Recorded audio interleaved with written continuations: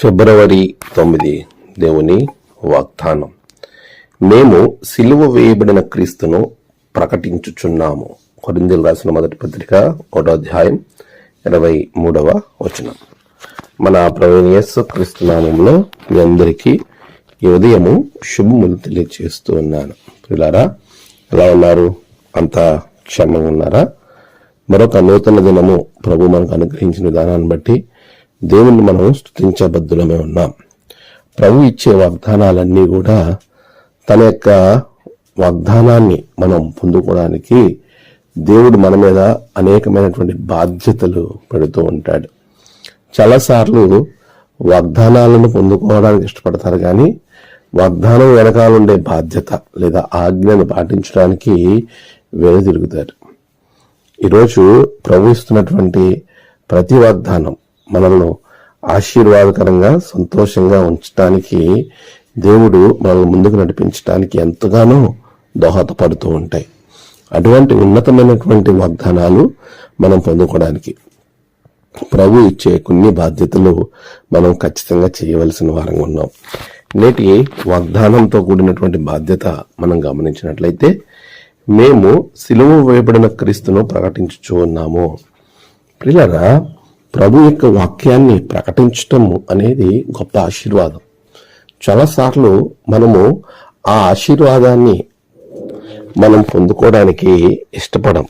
ప్రభు యొక్క పునరుద్ధానాన్ని మనం ఆలోచన చేస్తున్నప్పుడు, ఆయన పునరుద్ధానం అయిన తర్వాత ఆయన తిరిగి మరలా శిష్యులకు కనబడుతూ ఆరోహణం అవ్వడానికి ముందు ప్రభు చెప్తా ఉన్నాడు, సర్వ సృష్టికి వెళ్ళి మీరు సువార్తను ప్రకటించండి అని చెబుతూ చివరిలో ఒక అద్భుతమైనటువంటి ఆలోచన, వాగ్దానము ప్రవచిస్తున్నాడు. సదాకాలము మీతో కూడా ఉన్నాను. దేవుడు మనతో ఉంటాడు. ఆయన పని చేస్తా ఉన్నప్పుడు ప్రభు యొక్క సన్నిధి ఎప్పుడు మనకు తోడుగా ఉంటుంది. అందుకే నీవు క్రీస్తు యొక్క శిలువ సువార్తను ప్రకటించేవానిగాను ఉన్నప్పుడు ఆయన ఆత్మ, ఆయన సన్నిధి నీకు ఎల్లప్పుడూ తోడుగా ఉంటుంది.